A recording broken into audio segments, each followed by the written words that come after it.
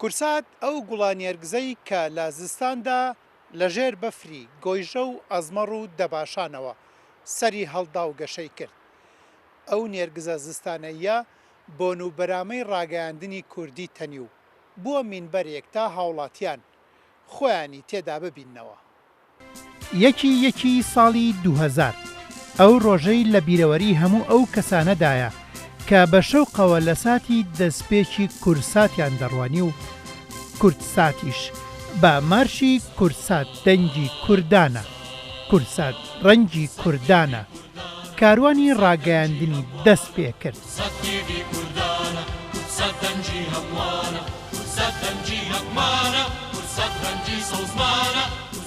ئیدی لەو کاتەوە کورتسات بووە قوتابخانەی ڕاگەیاندنی کوردی و بەرنامە و دراما و فیلم و گۆرانی و هەواڵەکانی خێزانی کوردی لە چواردەوری خۆی کۆ کردەوە. کورتسات گەشەی کرد باڕاسێ و داخوازی کە میدیای کوردی پێویستی پێی بوو. ساڵ بە ساڵ کورتسات هەنگاوی زیاتری ناوە بۆ ئەوەی خزمەتی زیاتر بکات. کورتسات ئێستا بۆتە دەستگایەکی میدیایی گەورە لە 2 تەلەڤیزیۆن و 2 رادیۆ پێک هاتووە.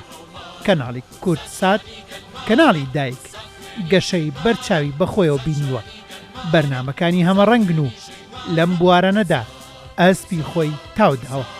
کللتوری کوردەواری، ڕەسەنایەتی، تەندروستی، زانیاری گشتی، فیلم، گۆرانی، ژنان، گەنجان منداڵان، هونەری، تەکنەلۆژیا و دۆبلاژ. کەناڵی کورتسات ڕێچکەیەکی تایبەت بەخۆی هەیە، ئەویش وای کردووە کە بەرنامەکانی بناسرێتەوە و بۆ هەموو خێزان بێت. هەر کاتوو لە هەر جێگەیەک بن هاوڵاتیان باسوودەیی دەتوانن بینەری بەرنامەکان بن و بەرجەستەی دروشمەکەی کردووە کە کوردانەیە و بۆ هەمووانیشە. ئەندامێکی ئەو خێزانەی لە ئاکرێ بە دۆکەڵی خەڵوز جارێ لەدەستدا دەڵێت دایکی بۆی ئاگری کردوێتەوە کوڕەکەی نەخۆش بووە. هەواڵ و سیاسەت بووە کەناڵێکی تر و لە یەک بینادا بە ناوی کورتسات نیوسەوە پەخش دەکات.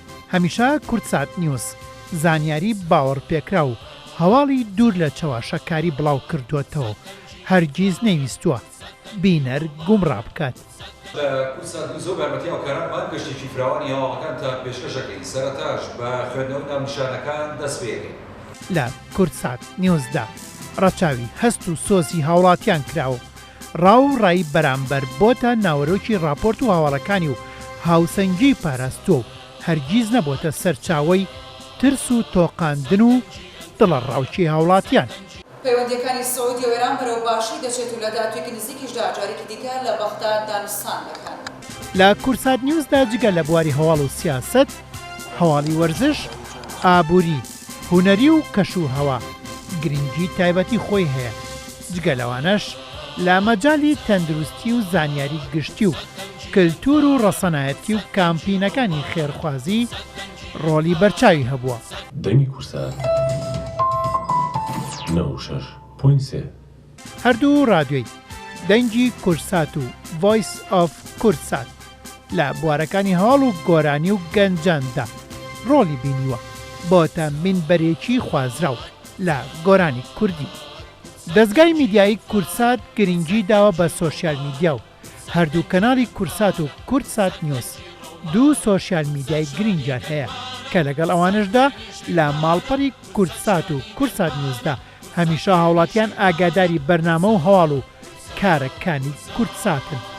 لە کوردبینیشدا هاوڵاتیان بینەری ئەو فیلم و درامانن کە بە تامەزرۆییەوە بە دوایاندا دەگەڕن.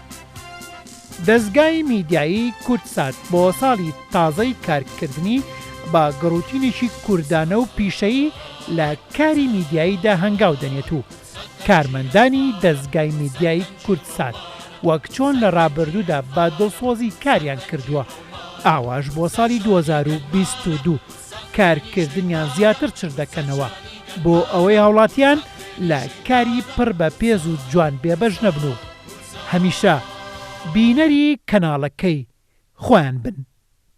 هێمن قادر، کورتسات نیوز، سلێمانی.